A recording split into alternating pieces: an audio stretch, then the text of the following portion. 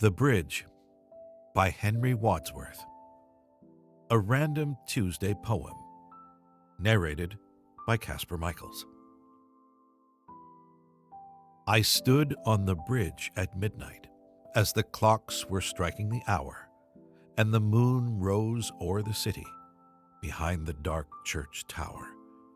I saw her bright reflection in the waters under me, like a golden goblet falling and sinking into the sea.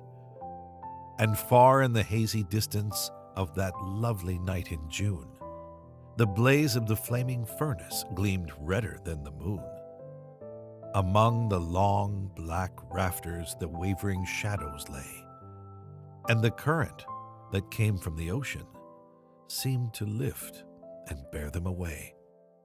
As sweeping and eddying through them rose the belated tide, and streaming into the moonlight, the seaweed floated wide, and like those waters rushing among the wooden piers, a flood of thoughts came o'er me that filled my eyes with tears.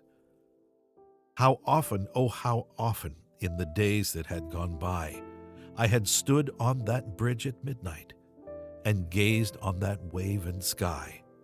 How often, oh how often, I had wished that the ebbing tide would bear me away on its bosom, o'er the ocean, wild and wide. For my heart was hot and restless, and my life was full of care, and the burden laid upon me seemed greater than I could bear. But now it has fallen from me, it is buried in the sea, and only the sorrow of others throws its shadow over me. Yet whenever I cross the river on its bridge with wooden piers, like the odor of brine from the ocean, comes the thought of other years.